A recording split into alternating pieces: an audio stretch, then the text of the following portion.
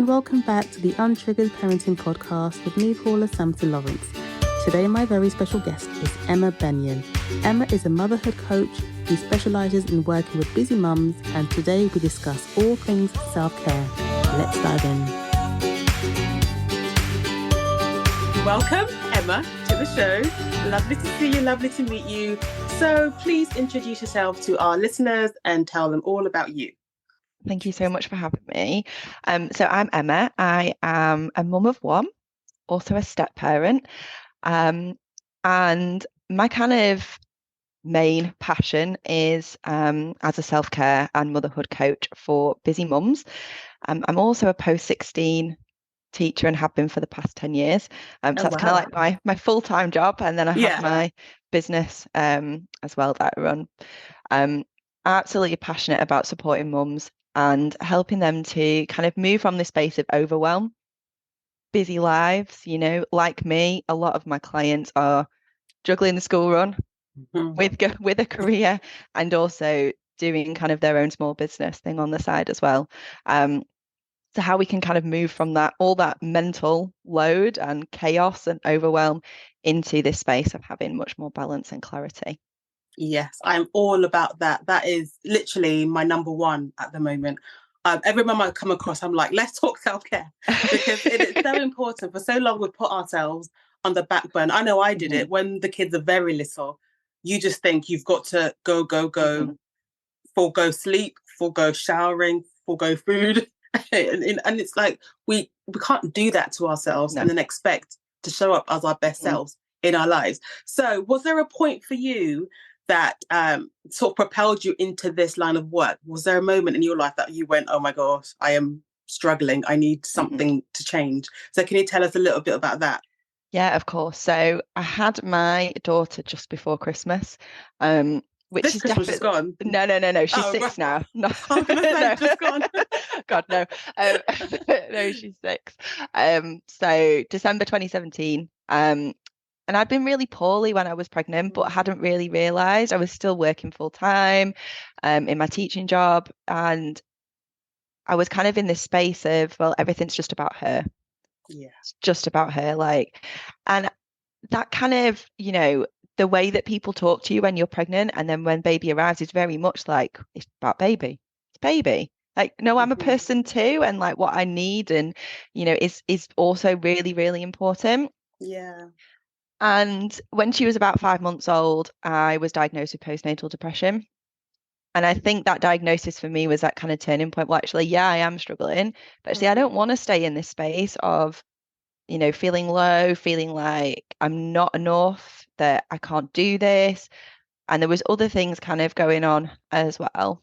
And that for me was that real turning point that actually, no, I do need to start taking better care of myself, because then I'm a better parent for her, but also it makes my life as me, as Emma, also so much better because I've taken care of, like, I've filled that energy tank up, you know, and I started to then do more little things at first, you know, to just, you know, I think there's this massive expectation with self-care, isn't it? Especially with mums, actually, it's about adding more in and doing more.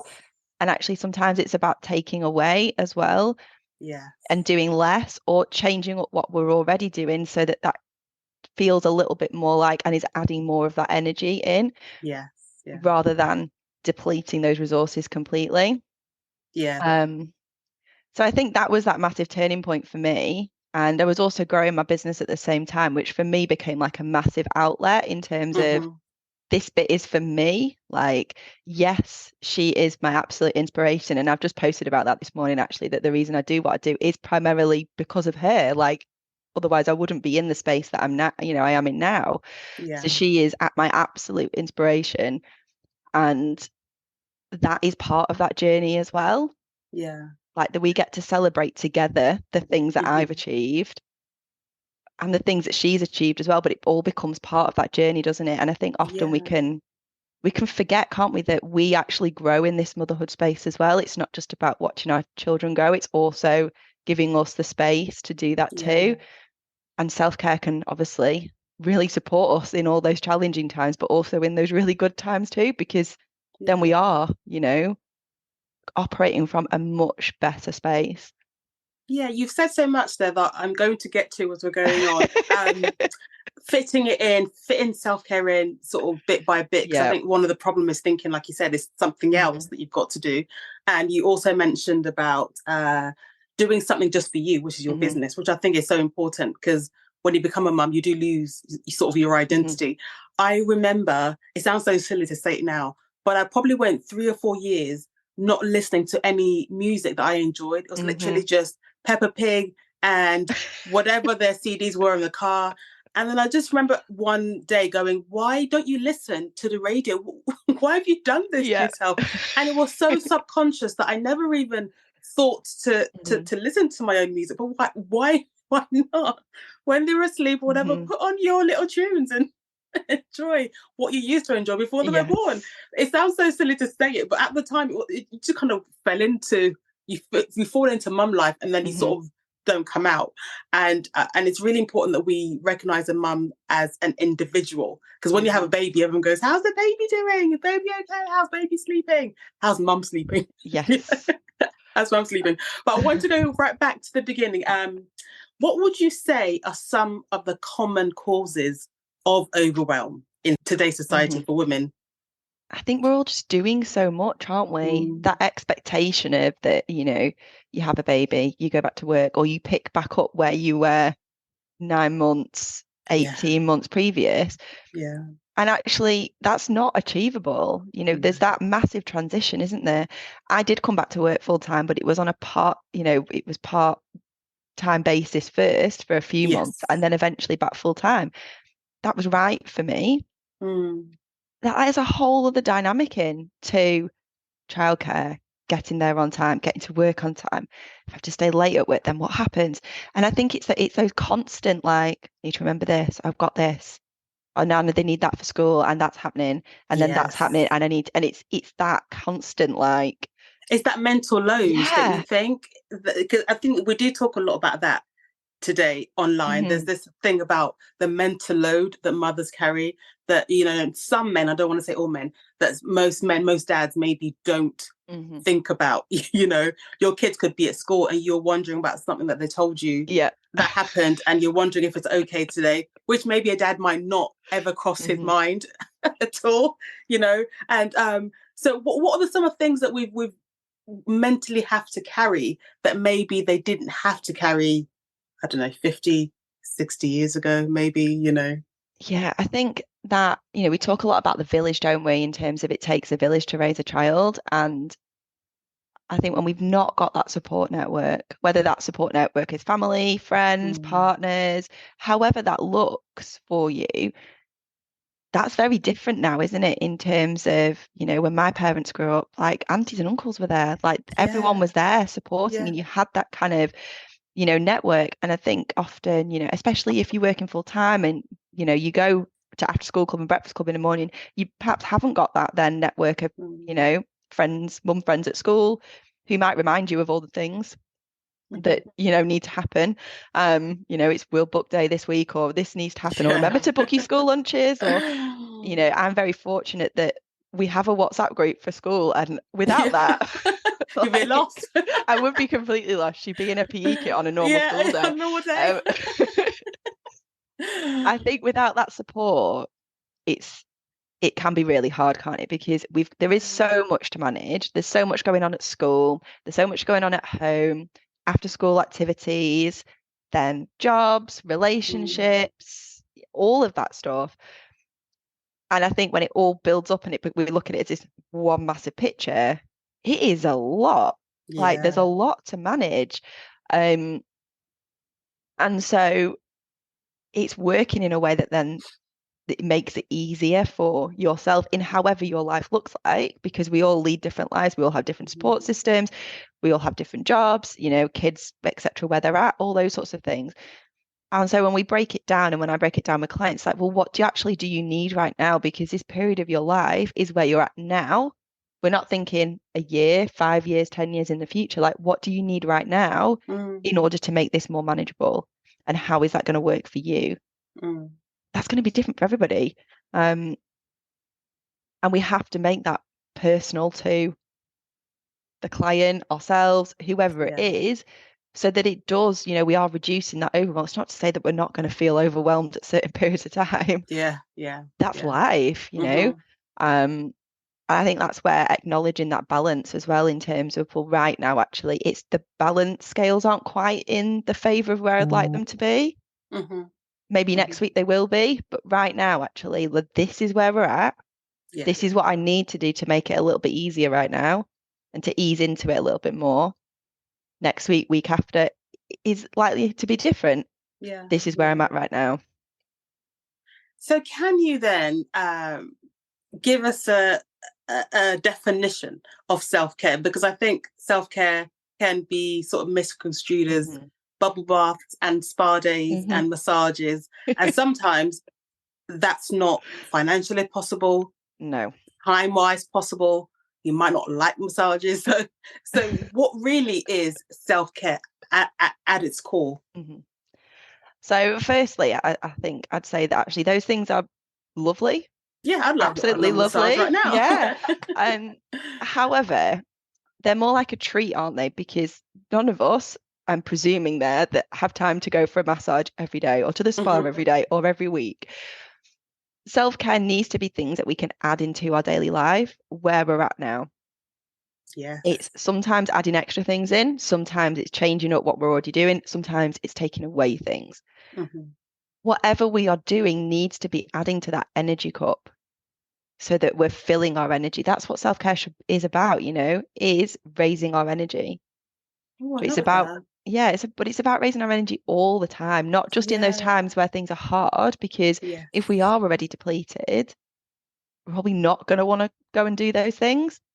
Yeah. So it's about being proactive rather than reactive to those situations. With that, it's going to take time to build those habits up. Like, let's not, pretend that Yeah. tomorrow we're going to wake up and we're going to go out for a walk every Yes. lunchtime. That's not realistic.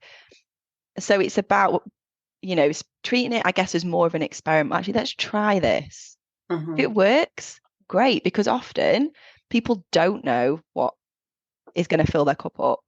And it might be that today they need to do this. Well, actually, next week, that thing is not going to work because actually I need this. Yeah. Yeah. So it's about So really how? Go on. Yeah, I was gonna say. So how do you then prioritize it?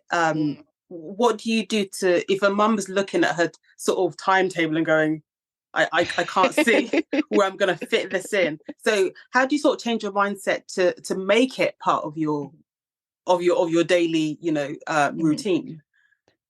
So I think that's where it comes into kind of adding to what you're already doing. So, for example, if we're doing the washing, we're folding the washing, or we're doing the washing up, or we're making tea, why don't we put some music on? Why don't we put some music on loud or even just quiet? Might want to put our headphones in, might want to have a bit of a dance in the kitchen. Maybe the kids are there as well. Or maybe it's just you on your own while you're doing those kind of, chores or however you want to refer to them as. That, for some people, is going to absolutely raise their energy. Yeah. It might not be listening to music, it might be listening to a podcast or an audiobook. It might be that actually something that you used to do before you had kids was read. And actually now, perhaps that's not achievable because once the kids have gone to bed, you're too tired and actually you've got other things you need to do than just sit there and read. Yeah. And often we can add so much pressure, can't we? I need to read a chapter a night, or I want to have read a book a month, or whatever it might be. Actually, let's just break it down a bit. Maybe we start with a page a day. Or maybe instead of actually reading, we listen to the audiobook while we drive to work or when we get the train to work. Yeah. Or when we're doing the chores. Or when we're walking back from the school run. So it's about adding into what and fitting it around what's already there. Yeah. Is it, that actually when you get up to make your morning cup of tea, cup of coffee, glass of water, whatever it is that you have, that actually you just take 5 minutes to breathe and really set the day with those really good intentions? Yeah. Is it that you like to journal? Is that something that you can add in before you go out in the morning? Or is it something that when you get to work or when you start your day, wherever that looks after you've done the school run, that actually you just take 5 minutes, let's just spend 5 minutes journaling, setting my intentions, and then I'm going to begin my day. So it's not about adding loads to what we're already doing. It's about changing it up, because the more we add in and the more we be like, well, I need to do this, I need to do that, it's just too much. It adds to that Yeah. overwhelm. That Yeah. defeats the purpose then of doing self-care, because that's not what it's about. No. We shouldn't be adding that pressure. And if we start with something really simple, then we can start to build on those habits. We can add all the fancy bits in afterwards. Let's just start with something really, really simple. So with the your client, is that the first thing you would say to them when they first come to you, when they're overwhelmed and they're at the brim, they're at the edge, and they don't see how they can do this? Is that the first thing you say? Start with something small, and Definitely. whatever that looks like for them. Yeah, definitely.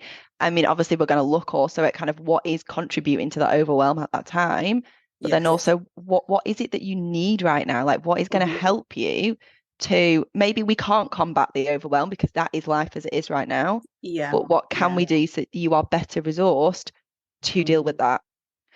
And then it's kind of unpicking those things like, well, what did you enjoy before? What makes you happy? What lights you up? Let's look at those things first, because whether that's coffee with a friend, whether it's reading, whether it's family days out, whatever it is, well, where can we add more of that in then?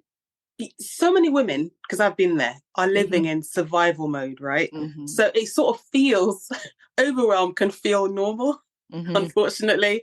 So how do you then identify, okay, I think I'm in a state of overwhelm? How do you identify that there's some areas in your life that you maybe need to change if you've been there for so long that you're just that's how you operate now, that's your daily normal? I think that's a really interesting question. I think it's noticing those internal responses that then are contributing to those external responses.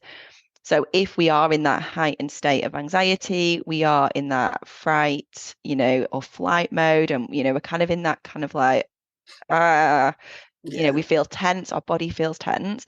That's really where we can identify that. Often we won't notice what's happening externally or internally for us. We might just be like, we might just snap at the kids. They're whatever, we're late for the school run, we raise our voice, whatever. And then afterwards we're like, oh my gosh, I didn't want to deal with that in that way. All of that is kind of that buildup of tension, that overwhelm. Yeah. And it's looking for then how we can kind of address those things, and starting simple again. Like, we're not making massive life changes. No. We're starting simple, and when we are starting to feel that tension rise, taking a couple of deep breaths. Let's not respond straight away. Let's just stop, pause, take a couple of deep breaths, and then let's look at the situation. Yeah. What's in my control? What isn't in my control? And that's so much easier said than done, because when we're in that space, just, if it's the school running and we just need to get out. Come on, everyone get dressed. Let's get out. Come on, we're late, etc., etc., etc. And it's about, also when we're in that space and we're looking at our reactions, actually, well, okay, I did that this morning. Next time I'd like to try this. Let's be a little bit kinder and a little bit more compassionate to ourselves, because we're not perfect. We're not going to get it right every time. And then actually, and I do this with my daughter, I have all this toolkit. It doesn't mean that I don't, lose my patience sometimes, I'm still a mum, still real life happens, and then actually, okay, well, I'm really sorry, mummy shouldn't have responded in that way. Mummy probably should have taken a breath, and really having those open communication with them, because you are human, same as they are, we're not robot.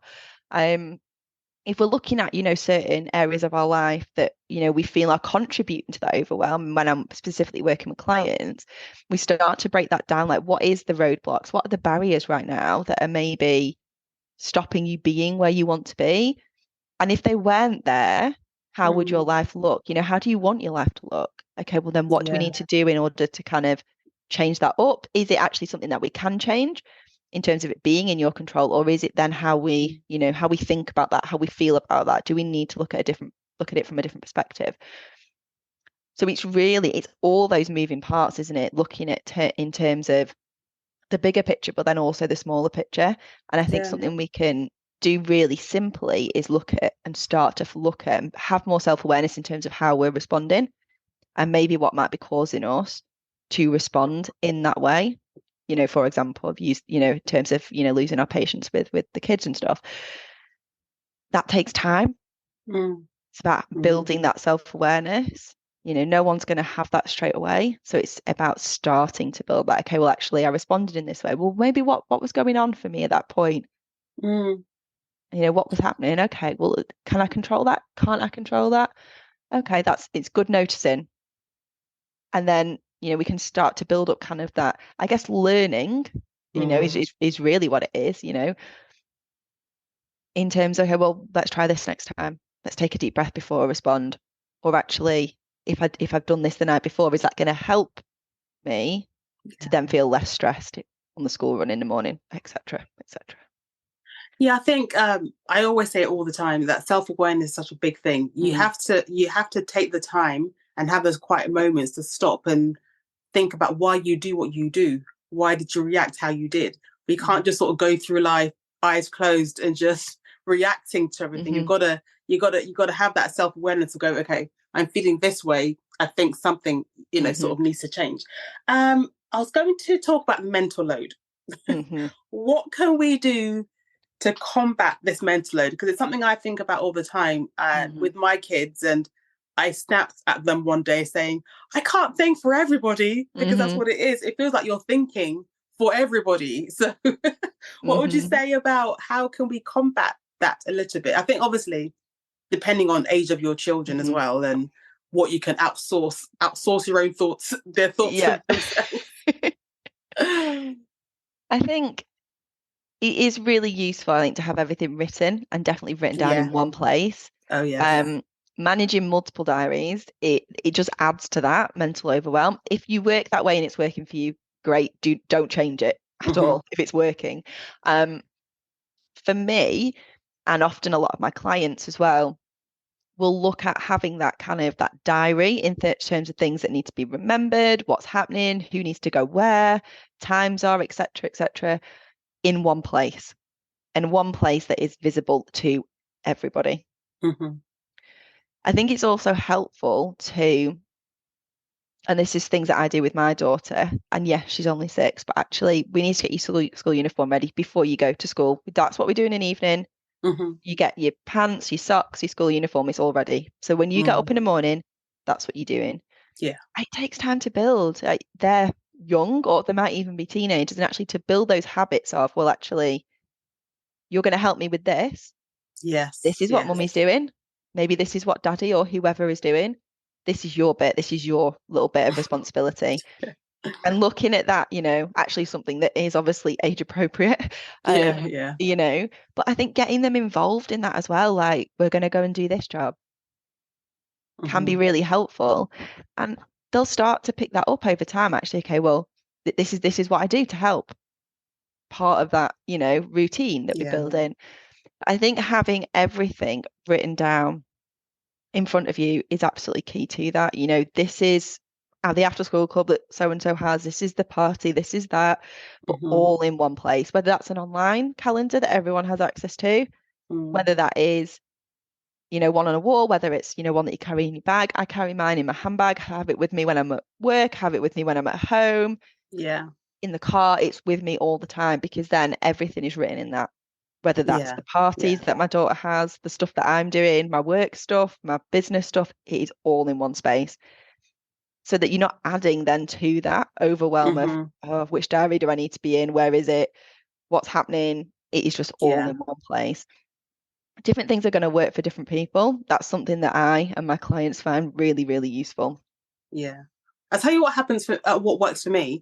I take pictures of everything, even if I'm online looking at something and I think, oh, that's a nice, my daughter might like that, and I'll screenshot it because I want to do it later. But if I leave it, I'm never going to remember what website, what it was, where I saw it. If someone brings home an invite for a party, click the picture, because I know that invite is going to go, it's going to fall into the abyss of whatever is in the home. So I'm always taking pictures and putting things in my diary immediately, because otherwise it's not. I always say to myself, "Oh, I remember that for next." You're not going to remember. Just don't delude yourself. Okay, my memory's not what it was. Okay, so I'm not going to remember. every time I say to myself, oh, I'll remember to come back and do that, I always say, Paula, no, listen, don't even go there. Put it in your diary now. So that Yeah. really works. And I've also learned to sort of let go of the small stuff. Mm. It's going to have to be, on the way to school yesterday, because sometimes my son, I always laugh at him after we had this little interaction, because he was like, do I have everything? My son's 13. He said, have I got everything, Mum? And I looked at him and I thought, how do you expect me to know whether you've got everything? I don't even know what subjects you've got today. And he looked at me and he goes, yeah, because he realized himself that was a really silly question, because you're in control of your bag, your timetable, your school. Mum at 13 is not going to do that for you anymore. So even he realized it. So, and when they forget things, I say, I can't always drop it back to you. So you have to make sure you remember, I can't think for everybody. And sometimes you've got to just offload certain things. And if somebody forgets something, oh, well, it's not life or death. We can't have that. We can't have it taking up so much space in our brain all the time, because we've only got a capacity in there. And if you're filling up with all this stuff, there's no space for other things. And then that's when you really start to struggle. I do wonder that if you've got any sort of success stories or sort of anything, any client that really transformed and you just went, wow, that was amazing to see where she started off and sort of where she ended up. I'd love to hear about somebody that did that in one of your clients. Yeah, so I have one client who what she does is she writes down all her winning as a mummy moments. So I ran the Winning as a Mummy campaign, oh my gosh, back when Isabella was still a baby. So it would be 2018. And that was all about, celebrating our wins, small, big, whatever, but actually focusing on those rather than the things that actually we have forgotten. So maybe we forgot the coat or whatever, that actually this is the good stuff that's happened. And so what she does now is since that first campaign, actually, I think it is, she writes down all of she has a journal specifically for her winning as a mummy moments, and she writes them all down in her book. So she's got them to kind of look back on. And that's really beautiful, because actually what she's done there is she's really, flipped that perspective of, well, I'm going to focus on all that stuff that's going wrong. All those things that today didn't go right. Actually, what I'm going to do is I've got this book that is absolutely full of all these things to remind me that actually I am doing my best. If I've had a hard day, that's fine. Look at all this stuff that I've achieved. Yeah. And I think that's really useful, because I think we can often forget, and this is something that I do with a lot of clients actually, where are those good bits? Because often we focus so much on those bits that haven't gone well, or that, we feel like we're not doing good at. Actually, well, where's all the stuff that we have done? Because actually, if that was our child, we'd be focusing on all the good stuff, not the stuff that's that, so true. Yeah. So we need to learn to do the same for ourselves. And so that's really beautiful that she still does this, and I've worked with her a couple of years ago. She's been to some of my workshops as well. But she started that before I was even coaching her, but she's continued it and developed it from that first campaign, which is absolutely beautiful. Yeah, so she's really kept up sort of the momentum going, because it can be that thing where you start something and then it kind of fall off. It no longer becomes part of your daily life or habit. So it's great that she's really, really kept that up. So that's a lovely story. Just before we go, if there is a mum listening right now who is in overwhelm, who's in that space of just mental load, completely just overstretched and over the limit, but she just needs something small to start off with. What's that small thing that you can start today as you're listening to this? Oh gosh, so one small thing. So find that one thing that is absolutely going to bring a smile to your face. What is that one thing? So I'm sat here right now and the sun is absolutely shining through that window. We And love the sun. Oh God, sun always it's makes you made feel such a better. difference. Yeah. So if that is one of those things, can you get outside? Even if it's not for a walk, can you just get outside just to stand in it for 5 minutes, just to soak up some of that beautiful sunlight? Is it, when you get home tonight, is it, well, actually, we're not going to do the homework. We're not going to do that. Let's just sit and cuddle, watch a film or read a book together. Or let's actually, instead of everyone rushing around and doing whatever, let's just sit and eat tea together. Just sit at the table. Is it actually that you need to get some support, childcare, or whatever it might look like, someone to pick the kids up from school or to drop them off in the morning so you can go and do X, Y, or Z, whatever it is? Or is it, I actually just need to sit in the bath, just be, do not disturb me for like 10 minutes or however long that they can last without disturbing you. And I'm just going to sit and I'm just going to soak in the bath. I just find that one thing. And if you're not sure, use some of these suggestions. Yeah. Or just get outside for a walk, or just sit. Just sit and breathe. Yeah. You know, there are so many options, but I would always say to start with something that is going to bring a smile to your face, because that is where you are going to see the biggest benefit. Yeah, absolutely. You know, one thing I do, I tell you that's made such a difference, is when I'm working from home, I try to stop before I go and get the kids, because sometimes you can be rushing around. You've got to do that. Do you work? Then I'm going to go pop to the shop, do a little, buy some bread and milk or whatever it is. And then I'm going to go to the school run, pick them up, and then come home and start dinner. And sometimes I just sit before the school run. I said, I'm not going to book anything half an hour before I need to leave for the school run. I'm just going to sit, drink a cup of tea or something, and just chill before that whole sort of second shift starts, or get to the school early and just sit in your car. Just have that little moments of calm before each transition, and not going from this to that to that to that. You know, that's something that's really helped me, just carving in that little space of 10-15 minutes. Even doesn't have to be very long. So that I thought that was really helpful. But before we go, please tell us where we can work with you online, connect with you online, and share all your social media. Thank you. So you can find me over on my website, which is emmabenyoncoaching.co.uk, or you can find me over on Facebook and Instagram, which is at emmabenyon.coach.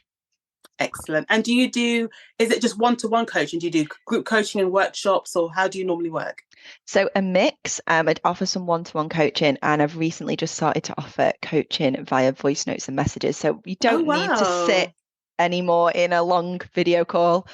You can literally just voice note and message, which is going to be absolutely perfect for busy mums, because they can just access it. Yeah, so I'm really, really excited about that, because I think, you know, we can miss out on so much, can't we, as mums? Yes. You know, we don't have much time. So actually, let's make it accessible. Let's make it flexible. You know, we might want to be working on our business, but actually we don't have time to sit for 60 minutes or however long on a video call. Yes. And also be present in that space, because there might be a small human or a big human who needs something from you in that time. So actually, if we can do that around the time that we've already got, absolutely perfect. So that's something new that I've introduced, which I'm really, really excited about that. And that's on my website. So if anyone's interested, they can head over and have a look at that. But also some workshops and group programs as well. But at the moment, I am focusing on that one-to-one coaching, and also my podcast as well. And just being present in those spaces. So excellent. I love that first of all, that you've given the busy mums a way to still work with you that doesn't impact their time on their day. I really think that's so innovative. Can't say the word. Innovative. That's the word. Yeah, I really love that. So thank you for all the work you're doing. Like I say, I'm so passionate about self-care. I think it's so important for mums. We've got to be our best self to be the best mothers that we can be. So thank you for all the work you do. And it has been so lovely talking to you. Thanks for listening, and I'll see you next time.